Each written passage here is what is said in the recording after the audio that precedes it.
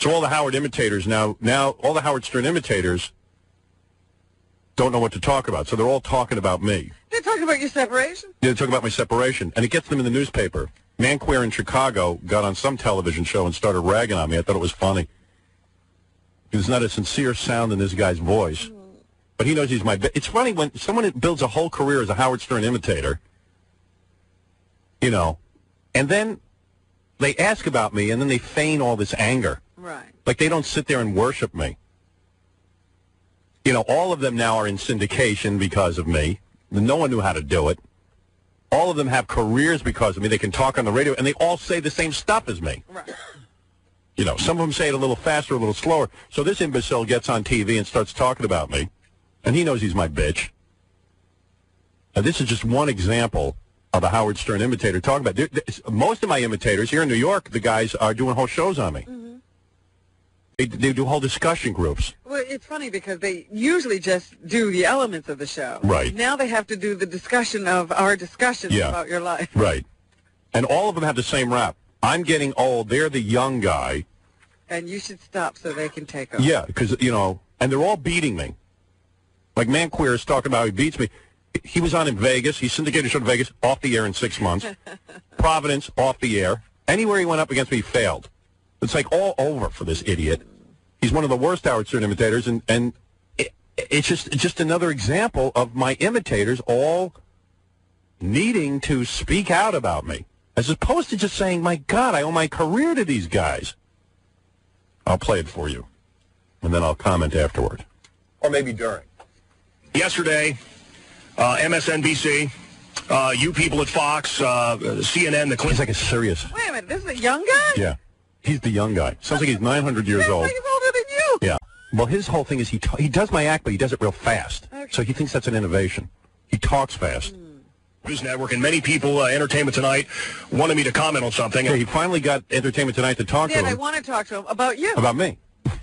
Everyone's after him for a comment. Eat his ass. Well, it eats all their asses, because when they go home at night, they have to... They think they're so great. Yeah. All they do is they're there to comment on you. What kills me is that our syndication effort, you know, I'm not on in enough cities still. Yeah. Like in Atlanta now, there's Howard Stern imitators, and I can't get on there. Didn't think it was right because I'm part of your show, and I'd like to say it now. A lot of people are talking about Stern and his wife, and they want me to comment. We're on in 23 states. He's never beat me. Yesterday in the Boston paper, they called me the crap. How do you lie like that? I mean, aren't you embarrassed? No, it's a disc jockey. Right. Well, what happened in Providence, Vegas, everywhere? What happens? Disc jockeys have no pride. Prince of radio, the heir to the throne, but I don't want it. And He doesn't want to be the heir to the throne. Then why are you syndicating your show like I do? Why do you do my show? Leave. Get off Yeah, get off the air, you imbecile. I have a little bit of class, and I don't like to kick people when they're down. But He does my whole show and kicks people when they're down. But I'm gonna. But when my father was dying of cancer, Your father was my bitch, you screwball. Your father had to die knowing that his son was a Howard Stern imitator. They should have shot your father so he didn't have to be disgraced with knowing that his son was uncreative. And your father was an uncreative bitch. He was a little dwarf like you. And you're a dwarf. And you're both uncreative. And you should both die. And when you die, I'll have sex with both your corpses, yours and your daddy's. Your daddy's still my bitch, even in death. Remember that. Because all of my bitches on the radio who imitate me for a living know when they go to sleep, like I'm the master vampire. You're all connected to me. I'm your lifeblood. Your father died disgraced. You're a Howard Stern imitator. Your father knew you were not even creative enough to come up with your own personality, you freak. You midget. What a pussy. When my father died, my father was dying of cancer. Big deal. Your father was a loser. it was big funny. It's still funny. The day of my dad's funeral, he sent somebody there with a phone. He talked about pulling maggots from my father's corpse. Right. Oh, that's funny. I had sex with your maggot father. Your father's full of maggots. So what? Get over it. He had a Ouija board, and every day they would spend an hour talking to my dad's corpse about me and the gay sex that we had when I was a child. Yeah, so? Well, get to it. What have you got to say? You're just repeating what Howard said. Yeah, in other words, I'm the funny one. Where's your jokes? Obviously a lie. Obviously. Oh. Obviously a lie. He has to point it out. Oh. For those of you who don't know, that's a lie. I don't want to be considered a faggot. You know, it ruins my macho image. I didn't have sex. Yeah, I'm the angry Howard Stern. He wanted to use his saliva on me so I could have sex with my mother because she was probably really turned on after my father died of cancer. Yes. Is he going to continue? The guy's going to interrupt you. Yeah, he's going to continue. Wait, let's see what this guy's got to say. He's rolling. So far, he's regurgitating everything I said. What does he do? Yeah. Why don't you say something? What was I going to do with my saliva? You were going to give, I don't know, something about having sex with his mother? I feel bad that his mother's alive and has to live with the knowledge that her son is a Howard Stern imitator for a living. It's like having an Elvis impersonator for his son. He turned on after my father died of cancer. Mancow, we've got 1 minute left. Mancow. All we're going to hear is what Howard says. Mancow. My daddy died of cancer. Big deal. He was a loser like you. His son was a loser. His son's a Howard Stern imitator. Do something original. Okay. Ryan White dies of AIDS. That's funny. Yeah. Why is he saying that's funny? Well, Ryan, I guess he must have made jokes. That you did something about Oh, I see. I don't even know Ryan White. He's done nothing. Right. So as far as I can tell, he's done nothing. well, You've done everything. every one of my imitators has to sit and list what I do because they don't do anything original. This is what I'm finding this very funny. He's got time on TV to showcase himself, and all he does is talk about what you do. Well, they really don't want to. They really want me on the show, so they got a guy who's my imitator to do the show. But he's playing right into it. Right? Yeah. That's funny. Well, people want me to comment. I'll tell you what. All right, let's hear. Stern. All right, here we go. Here's the All comment. right, here's the big Okay, good. Let's hear the original material. Here's the material. Get ready, everyone. Get ready to laugh. He's going to really give it to me now. It couldn't have happened to a nicer person.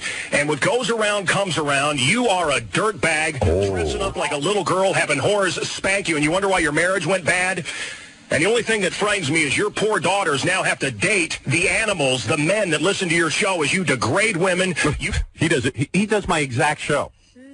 Does my exact show. He does my exact show. All right, so here's the big material. You're a disgrace. You are an animal. But why are you an imitator?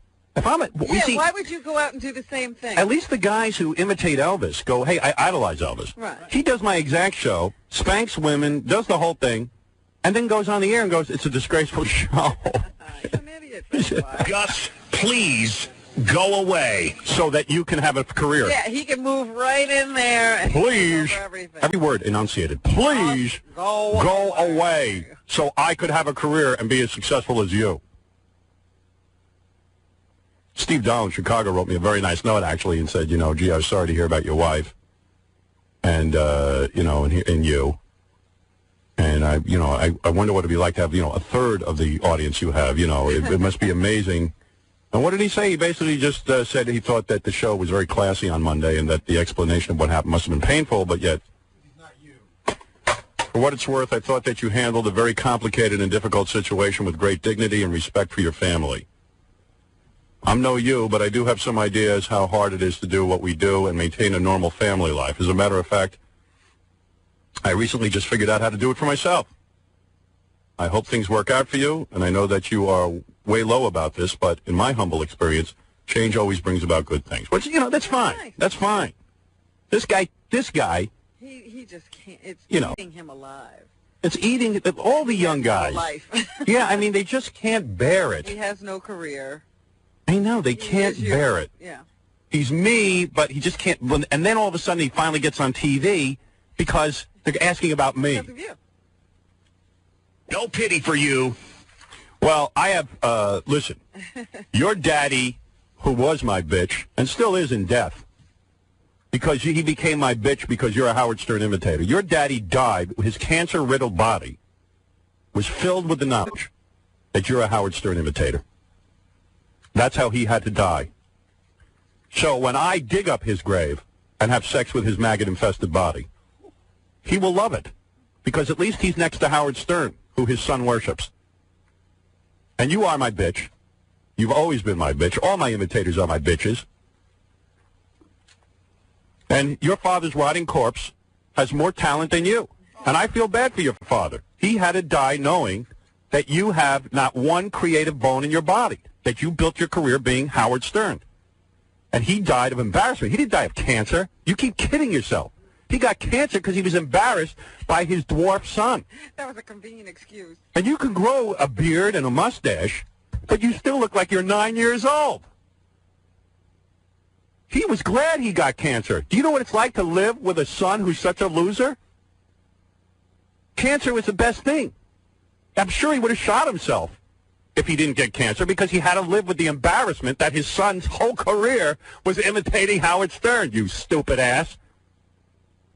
He was dancing when he got cancer. He called me. He said, "My Lord, Howard Stern, thank God I have cancer. I don't have to live another day to see my stupid-ass son do a bad impression of you." I don't even want treatment. I don't want treatment. He turned down chemotherapy. He said, "I'm dancing. I can finally die, and I don't have to live embarrassed." And he says, "I'd rather see my son performing fellatio in a gangbang flick on men than to live with the knowledge that my son can't come up with his own act." So your dad, your dad would have been less embarrassed if you were a gay crack addict. He was doing a jig the day he died. He died happy, knowing that he didn't have to look at you anymore. Imagine you're the father of a Howard Stern imitator. Guess what my son does for a living? He pretends to be Howard Stern and acts like he doesn't know who he is. Yeah, because probably what happens is he goes out and he says, he used to say, "Yeah, my son works on the radio." Well, what does he do? Oh, he does this well. Oh, like Howard Stern. Yeah. And I would rather have my daughters date the animals in my audience than date a Howard Stern imitator. You douchebag. Your father died a happy death because he doesn't have to stare at the Howard Stern imitator he spawned. His midget son, his daddy was a midget too. But he was just as glad to end it all. He was like, "Please, cancer, eat my body." And he whispered in my ear before he died, "Please dig up my body and have sex with me every day." And I just haven't gotten to Chicago to do that, or wherever that damn corpse is buried. Oh, that's so funny. He died with a smile on his face. You know what it is to live with the embarrassment of having your son be a Howard Stern imitator? And those two retards in New York who do the afternoons, the Howard Stern imitators, are busy commenting on me. Oh, yeah. Yeah, that's my company. They hire everybody. I got plenty to say about that. We grew up listening to Howard. Douchebags. All of them. Can't admit it. Howard Stern imitator. Can't admit it. Can't admit what they do for a living. It's the Howard Stern tribute show. Douchebags. And this company that I work for, their whole philosophy is, well, let's get more Howard Sterns. We'll acquire every one of them. It's goddamn frightening. Let's have a 24-hour marathon of people commenting on Howard, doing shows about Howard, tribute shows. But as far as that imbecile in Chicago goes, his daddy was my bitch. He's happy. He's dead. He doesn't have to suffer the humiliation anymore. I remember when his father almost electrocuted himself.